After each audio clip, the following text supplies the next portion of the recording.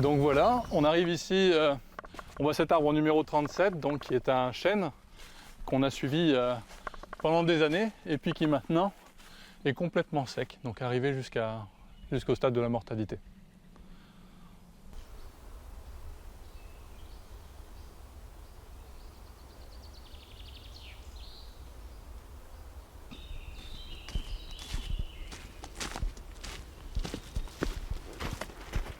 L'arbre, c'est une colonne d'eau. C'est une grande colonne d'eau qui est tenue par le haut par l'aspiration qui est créée par la transpiration qui se fait au niveau des feuilles. En journée, du coup, il y a du soleil, l'arbre transpire et ça tire la colonne d'eau vers le haut et puis ça aspire de l'eau. Et l'arbre, il va avoir tendance à rétrécir un petit peu. C'est complètement imperceptible à l'œil nu, mais on le voit, ça rétrécit.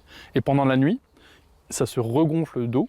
Et les vaisseaux se regonflent d'eau venant du sol, et du coup l'arbre de nouveau il grossit un peu. Cet appareil nous permet de suivre donc, toutes ces variations au quart d'heure près, donc comme ça on peut bien voir justement les cycles journaliers. Et dans les phases de sécheresse, ce qui va se passer c'est que l'arbre il va continuer d'avoir ses cycles, mais sauf que la nuit il ne va pas se regonfler autant que ce qu'il aura perdu pendant la journée.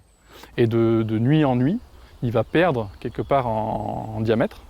Et donc on va avoir une rétractation et donc on peut avoir un arbre qui comme ça se dépérit petit à petit du fait des contraintes de sécheresse, soit une sécheresse très importante à un moment, soit une accumulation de sécheresse d'année en année qui viennent progressivement affaiblir l'arbre.